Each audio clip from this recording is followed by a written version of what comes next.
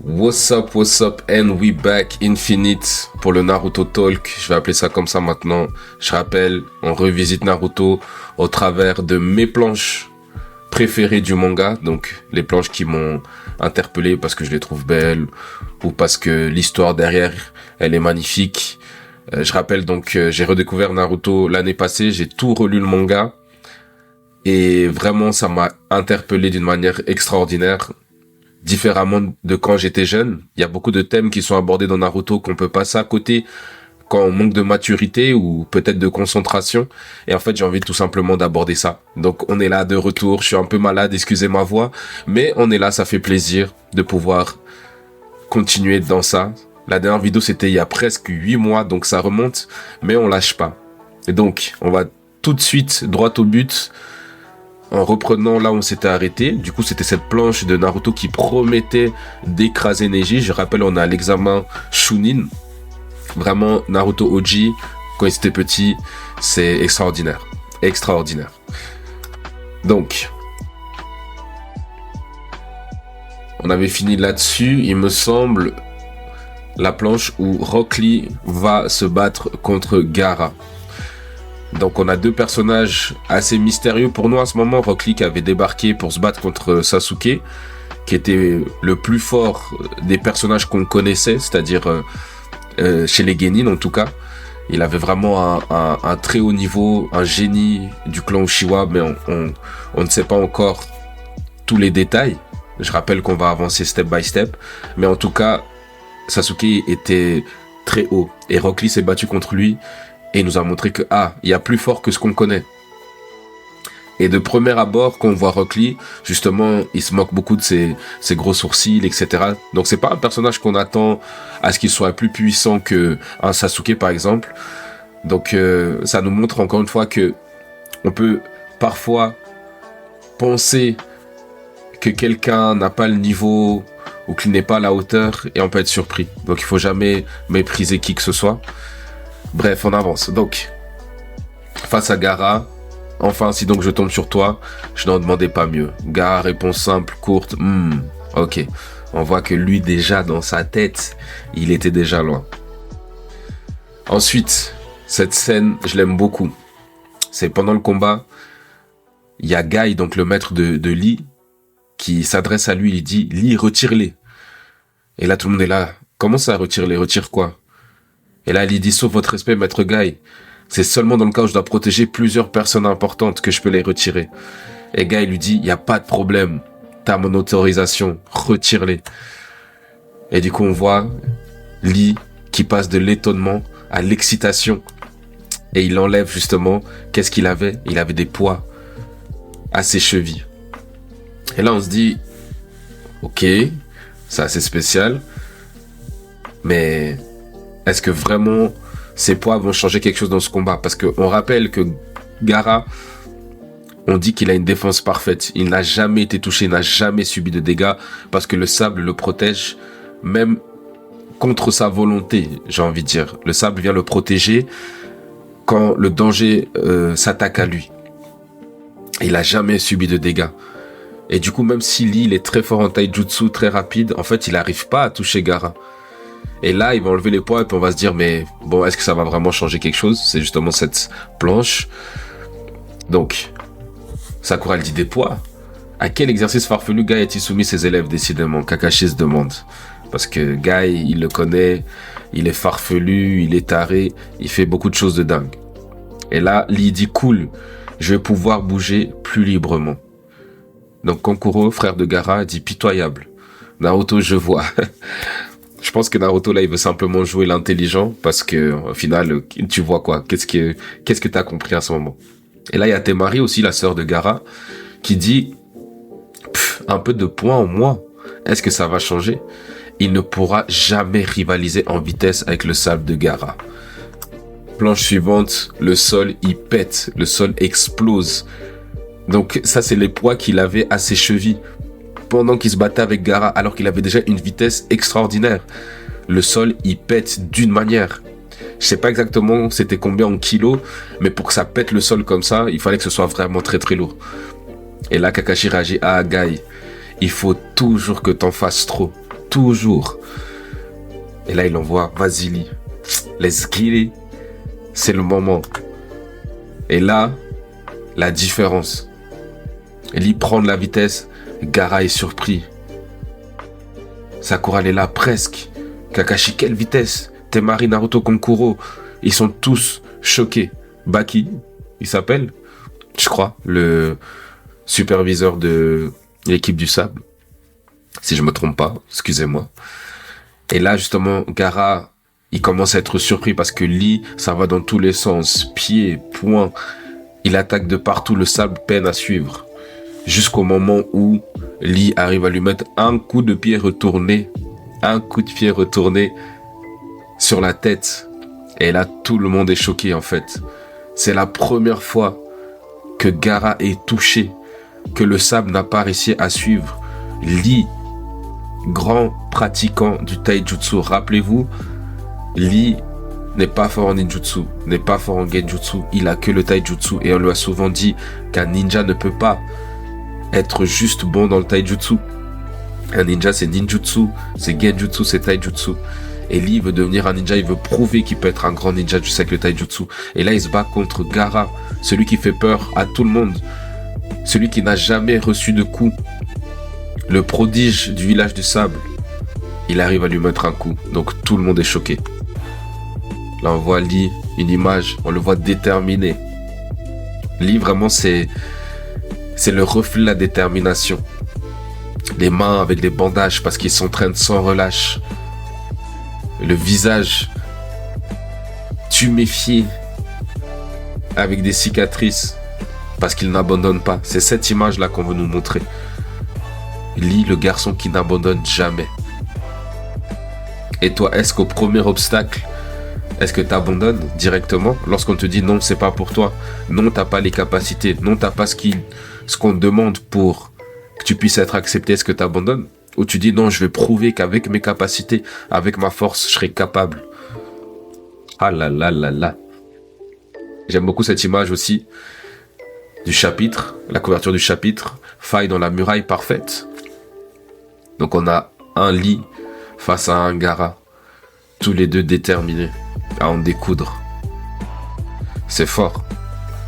Masashi Kishimoto nous fait de très très belles planches. Là, qu'est-ce qui se passe?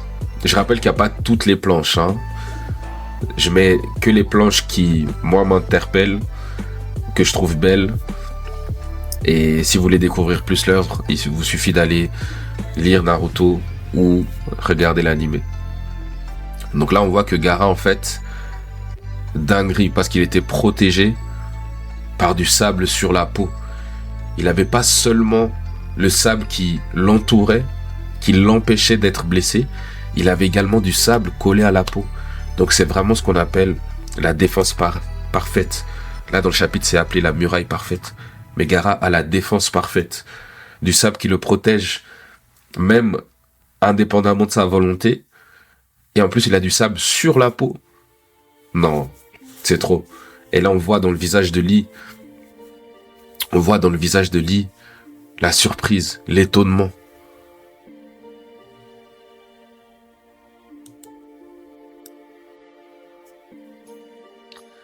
Donc, là, on voit un flashback de justement quand Guy forme son équipe.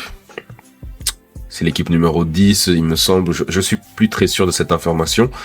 Et donc, il demande à chacun quels sont vos objectifs. Et on a déjà vu ça avec Naruto, Sasuke et Sakura. Kakashi leur a demandé justement leurs ambitions. Et là, Sasuke il dit, je n'ai qu'une ambition, c'est de tuer un certain homme. Sakura, elle dit, ma seule ambition, c'est d'être, et elle n'ose pas dire. En fait, elle est amoureuse de Sasuke. Et Naruto, il dit qu'il veut devenir le plus grand des Hokage. Et ça, depuis le début. Et là, on a, dans l'équipe de Guy, Temari qui dit, je veux devenir une femme ninja très forte, comme la légendaire Kunoichi Tsunade. Donc là, on voit, Oji Naruto, examen Chunin, on nous parle déjà de Tsunade, qu'on va voir plus tard dans l'histoire.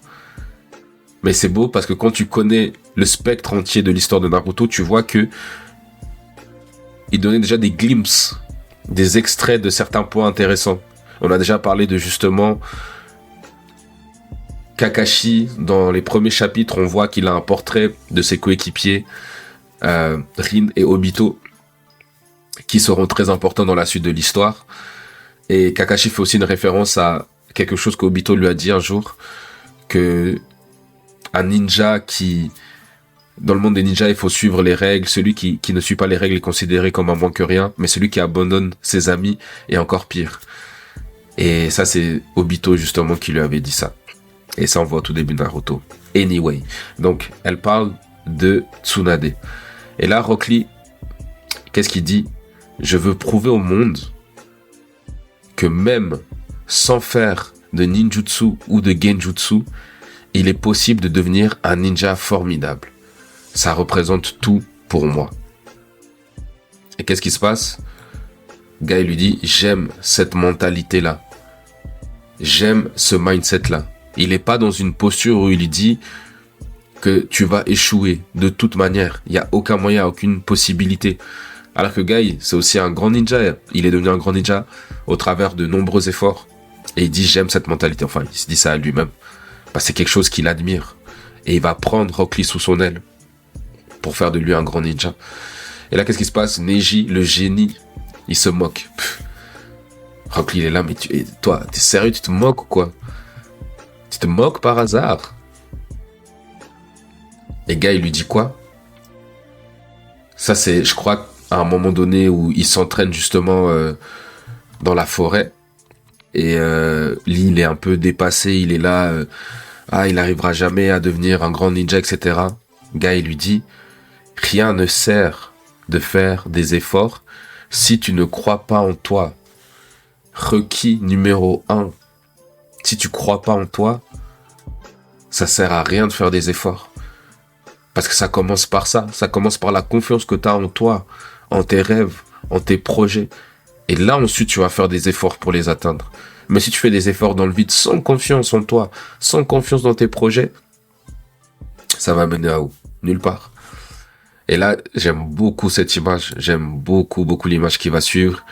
Parce que Lee, il est là en train de se faire acculer par Gaara. Vraiment, Gaara, il est sans pitié. Et Rock Lee, il regarde à sa droite. Et là, il réalise que son maître, il est en train de le regarder. Quand tout le monde se disait, c'est chaud, Rock Lee, c'est trop, faut arrêter, Gaara, il est trop fort. Lee, il regarde, larmes aux yeux. Pourquoi? Parce que son maître est en train de le regarder en souriant. Parce que son maître est en train de le regarder en souriant. Et là, c'est trop pour Rock Lee. Enfin, je vais juste remettre l'image d'avant, mais vous voyez l'émotion, je trouve ça trop fort. Il est là, dépassé par les événements, dépassé par la situation, mais un seul regard vers son maître qui lui sourit, et Rock Lee va reprendre courage. Et on peut parler aussi de la réaction de Guy. Parce qu'en fait, il aurait pu aussi être inquiet pour son élève. Il aurait pu aussi paniquer comme tout le monde. Comme là, Sakura, elle dit, Lee, c'est inutile, tu vas y rester si tu t'obstines. Son maître, lui, il est confiant.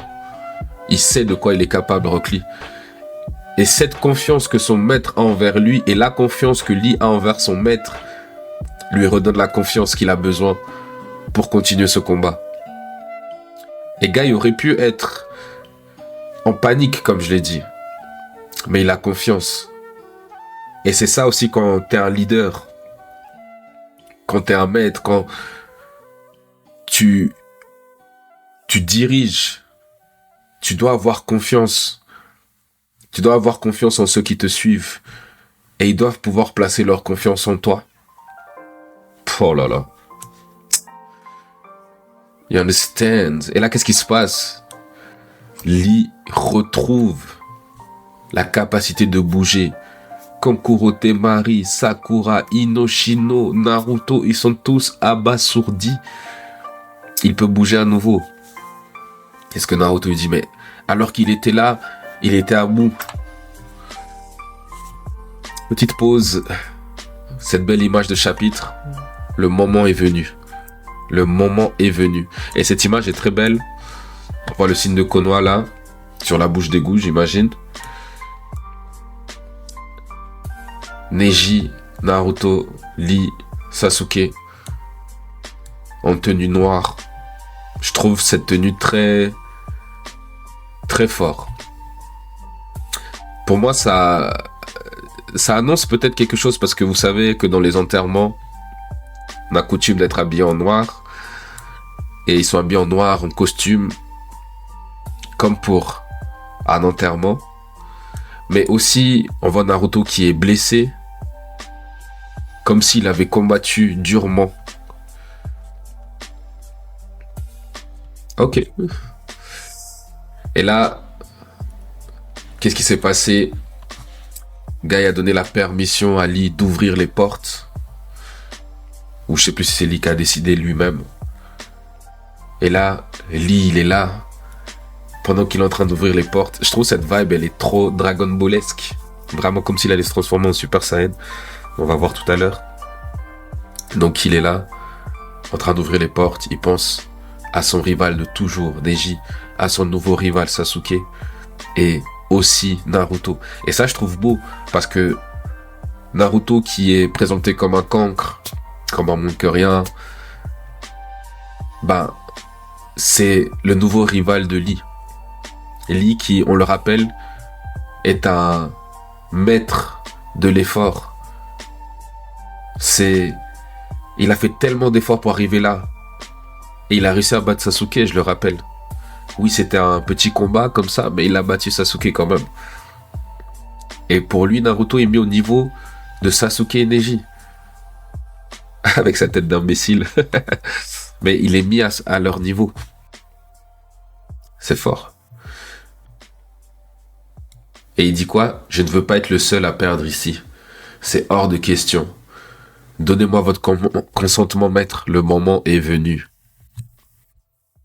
Ouverture de la 3e porte. Super Saiyan. Non, je rigole. Je dois suivre ma voie et l'imposer aux yeux du monde.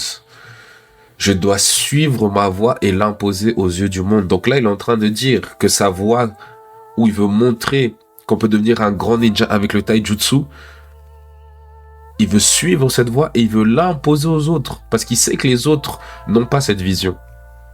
Encore une fois, il ne se laisse pas abattre par les circonstances, par les pensées des autres, par la façon dont les autres ont d'imaginer ce qu'est un grand ninja. Lui veut imposer sa vision. Il veut tenir ferme dans ce qu'il croit. Et là, ils sont choqués. Le teint de sa peau, il est devenu rouge. Il a ouvert la porte de la vie. C'est parti. Kakashi dégaine le Sharingan direct.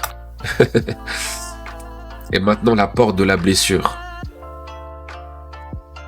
Donc, il saigne du nez parce qu'il a ouvert la porte de la blessure. Voyez-vous ça?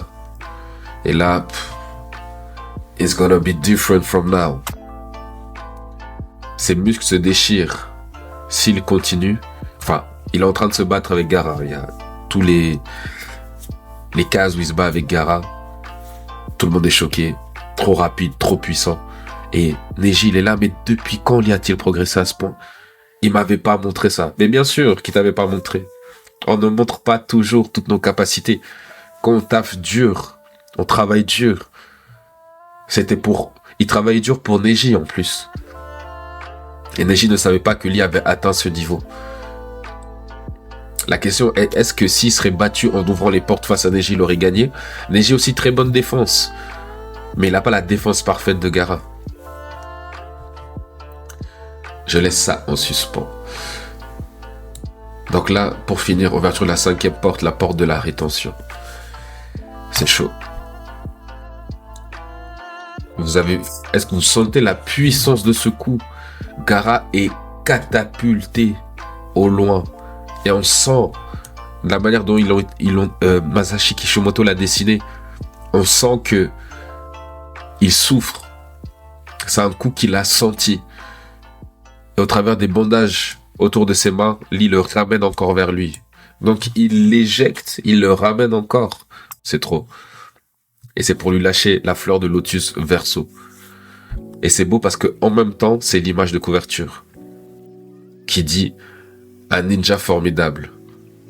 Ouais, c'est un génie de l'effort. Voilà, c'est ça le mot que je cherchais. Lee, c'est un génie de l'effort. C'est un ninja formidable.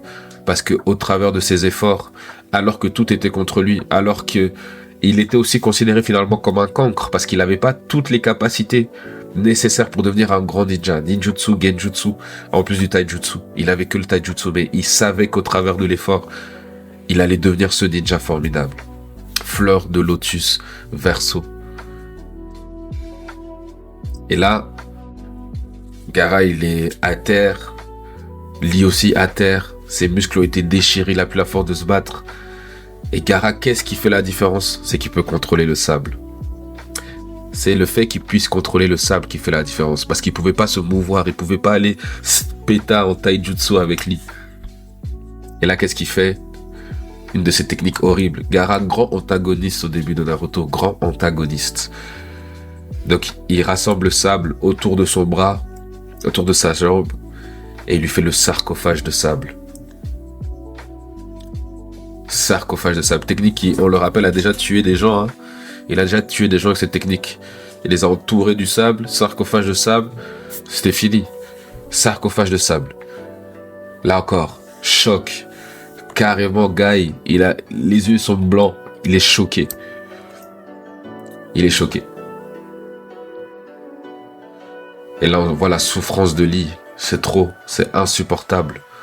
C'est insupportable. Et là, il allait encore venir pour l'achever. Il amenait le sable vers lui pour terminer Lee après ce qu'il lui a fait. Après lui avoir brisé le bras et la jambe. Mais là, confusion.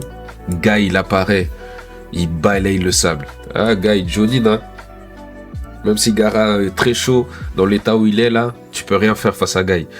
Guy, il débarque. Lee n'est plus en état de se battre dans tous les cas. Parce que rappelez-vous qu'à l'examen Chunin, tu peux mourir. Hein. C'est un examen où les jeunes ados là, ils peuvent mourir. C'est quand même dingue, un examen où tu peux mourir. Parce que si tu tues ton adversaire, après c'est fini, t'as gagné. Mais Guy, il débarque, il arrête Gaara. Et regardez ce regard. Ce regard en mode, t'as touché à mon élève. T'as touché à mon élève bien-aimé. Tu crois que je vais te laisser faire? Ce regard déterminé. Et Gaara, lui, il est perturbé. Il est perturbé parce que, justement, il comprend pas réellement. Parce que, pour lui, il n'a jamais connu l'amour. Shashamaru, la sœur de sa mère, Yashamaru, je crois, Yashamaru, la sœur de sa mère, qu'il considérait comme sa mère, a essayé de le tuer alors que il pensait qu'elle l'aimait. Elle a essayé de le tuer, masquer tout ça, etc. Plus tard, on comprendra la raison. Son père a essayé de le tuer à plusieurs reprises. Son frère, sa sœur, Temari Kokoro n'ont pas d'amour pour lui, ils ont peur de lui.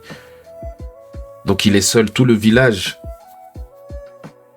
n'ont pas d'affection pour lui parce qu'il abrite Shukaku, le bijou à une queue. Donc l'amour, il connaît pas. Il sait pas ce que c'est. Il comprend pas que cet adulte vient protéger son élève et qu'il le regarde avec mépris parce qu'il a attaqué son élève bien-aimé. Il comprend pas, c'est des choses... Il comprend pas. Et d'ailleurs, il pose la question, pourquoi? Pourquoi lui venir en aide? Et c'est fort parce qu'en fait, on voit d'abord justement ce déchirement mental où il a des images de son père, soit c'est sa mère, soit c'est la sœur de sa mère, de Gaara petit, de son frère, sa sœur. Il est heurté et on le voit, il tremble en mode mais pourquoi lui venir en aide? Et c'est trop fort parce qu'en fait, on voit à quel point les traumas qu'il a vécu étant enfant, ça l'a marqué à vie. Et c'est un message trop fort parce qu'en fait, il y a des choses en tant qu'adulte qu'on ne comprend pas, ou il y a des choses en tant qu'adulte qui nous trigger, qui qui nous tracassent. Il y a des choses en tant qu'adultes qui nous paralysent à cause de ce qu'on a vécu étant enfant. Il y a des gens, il y a des personnes qui vivent des traumas étant enfant, qui vivent des schémas familiaux vraiment chaotiques, qui vivent une enfance chaotique, une scolarité chaotique, et les comportements qu'ils produisent en fait dans le futur sont juste le résultat de ce qu'ils ont vécu dans le passé. L'adulte qu'on est aujourd'hui, c'est l'enfant qui a grandi.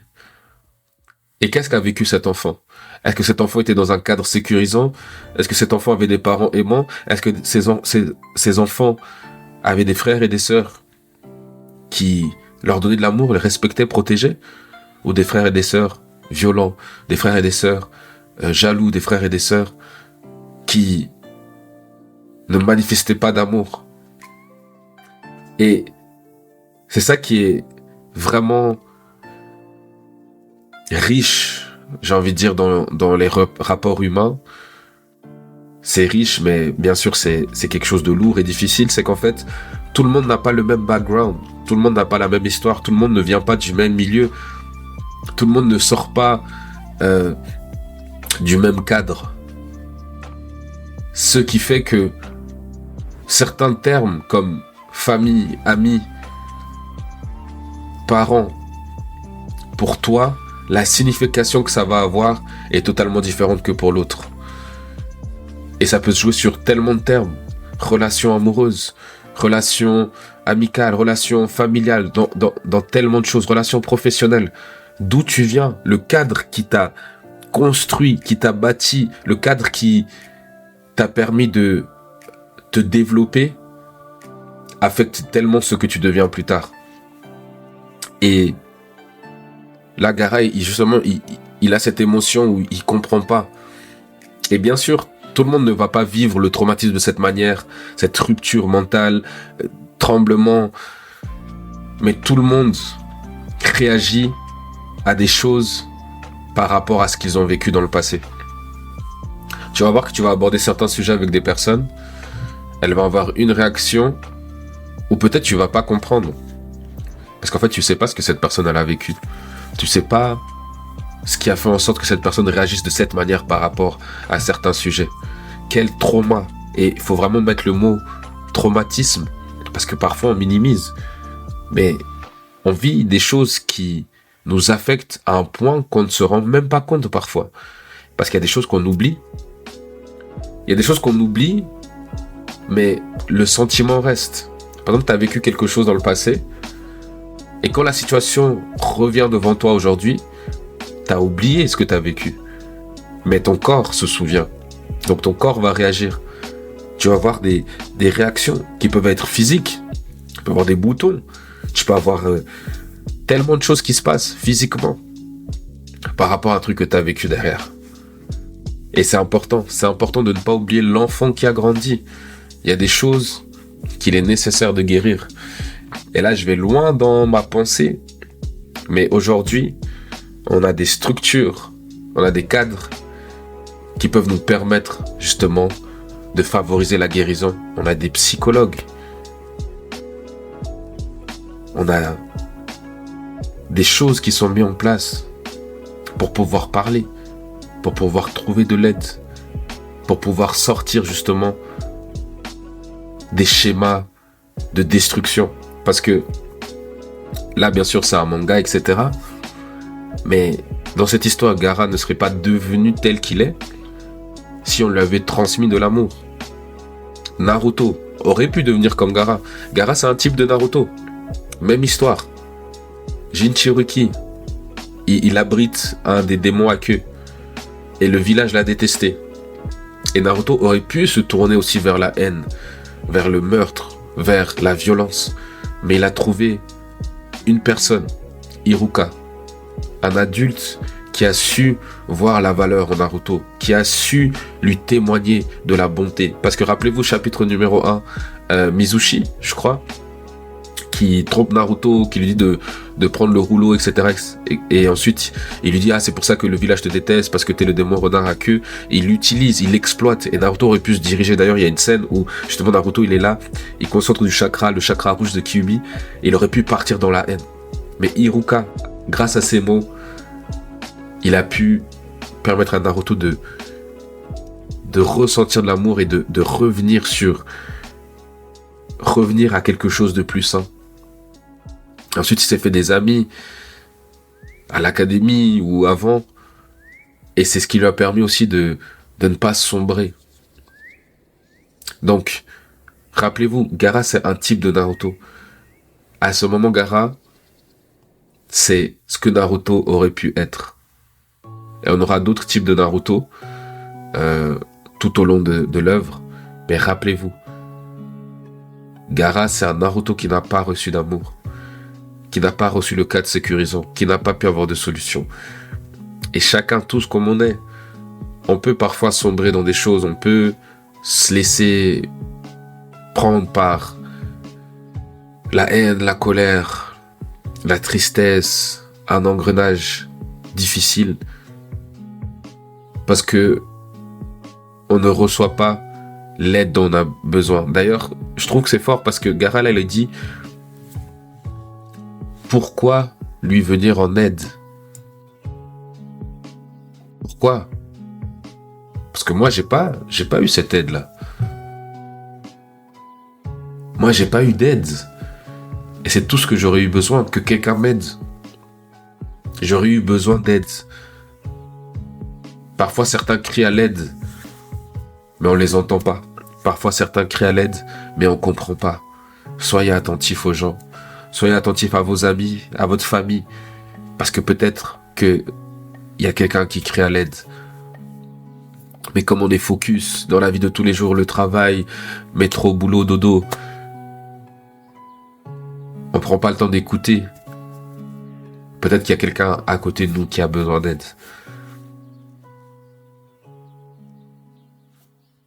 Waouh. Là, on continue après l'affrontement, c'est terminé. Gaara s'en allait, Rock Lee, inconscient. Mais il se relève.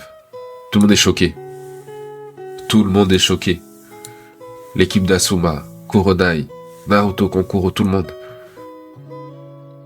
Et la manière là dont il se lève, ses os, il craque. Le sang continue de couler. On voit comment s'est dessiné les lignes qui sont faites autour de son corps. Il est en train de trembler. Même Guy, son maître, il dit c'est impossible. C'est impossible. Kakashi, Sharingan activé, il a dégainé le Sharingan, il dit non. Il a ouvert la 5e porte, ses membres ont été broyés, il ne peut pas s'être relevé, c'est impossible. Du coup, Guy, il vient. Et il lui dit, Lee, c'est bon. C'est fini. Tu n'as plus la force de tenir debout, c'est bon. Et là, Guy, il réalise un truc. Et il réalise quelque chose. Et il commence à pleurer. Et comment c'est amené, c'est tellement fort. D'abord, il vient, il arrête Lee. Ensuite, il réalise. Quand il réalise, il commence à pleurer. En 4 cases. C'est trop fort. Il tremble.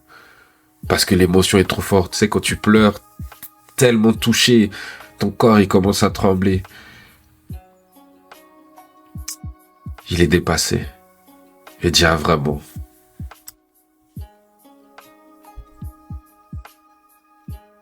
Rock Lee était inconscient. Il s'est levé en étant inconscient. Il dit, tu as perdu connaissance, mais tu cherches quand même à défendre ton Indo. C'est-à-dire, il a perdu connaissance, mais sa volonté de prouver qu'on peut devenir un grand ninja à l'aide du taijutsu dépasse les capacités de son corps. Je sais pas si vous avez compris. À un moment donné, quand tu es tellement déterminé, quand tu as tellement la volonté d'atteindre tes objectifs, les limites du corps n'existent plus. Parfois, le corps, il suit simplement ce que ton esprit dicte. C'est comme quand on dit souvent, on dit la vie et la mort sont au pouvoir de la langue. C'est-à-dire que quand tu déclares des choses négatives, tu dis, ah, je peux pas, je suis trop faible, j'arrive pas, etc. Ton corps, il réagit. Il y a des expériences même qui disent que quand tu es là, tu as des pensées mauvaises, ou tu penses à un mauvais souvenir, ou tu déclares des choses mauvaises, ton corps, il est plus faible. Mais quand tu es là, tu es positif, tu penses à des bons souvenirs, tu es confiant, plein de détermination, ton corps aussi, il suit, il est solide. Et tu peux aller de l'avant.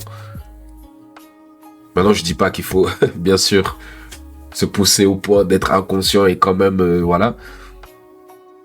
Mais quand ton esprit, ta détermination est élevée, il n'y a rien qui peut t'arrêter. Ton corps, il va suivre. Ton corps, il va suivre. Tout ce qui est nécessaire à amener à la réalisation de ton objectif, ça va suivre. Parce que tu es déterminé. Tout le monde est choqué. Tout le monde est choqué. Le gars, il lui dit, Lee, ça y est, tu es un ninja formidable. Ça y est, c'est bon, tu es un ninja formidable.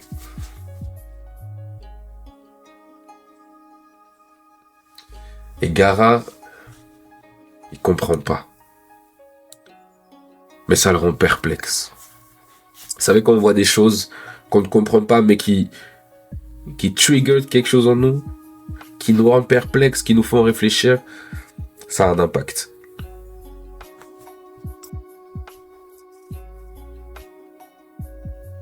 C'est fort. Je vais m'arrêter là pour le moment. Comme ça, je vous ferai step by step des parties fortes et intéressantes. Mais là, il faut que je m'arrête sur ça. Il faut que je m'arrête sur la détermination de Lee. Le cancre qui, par ses efforts, a prouvé qu'il pouvait être un ninja formidable, même s'il ne remplissait pas les prérequis de la société des ninjas.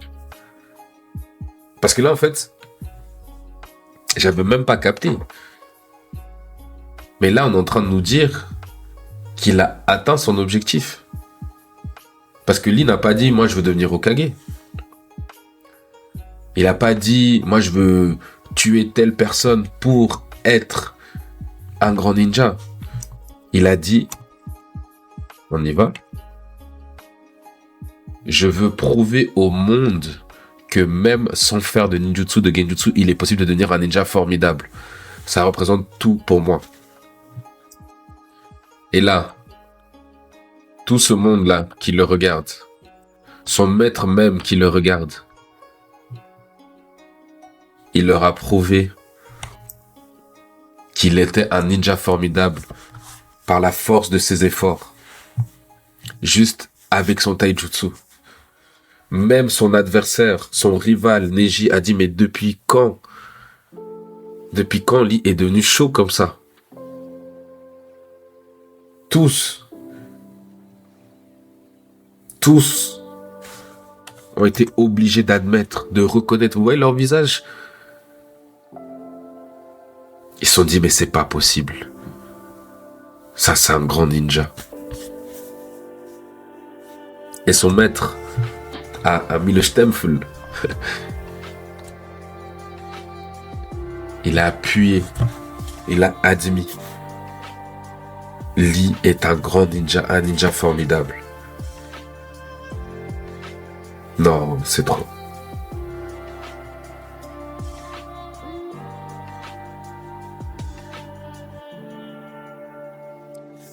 Voilà.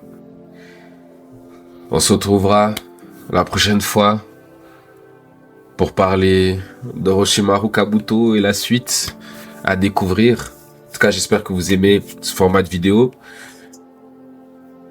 Prenez soin de vous. Naruto Talk à suivre. Prochain épisode. See ya.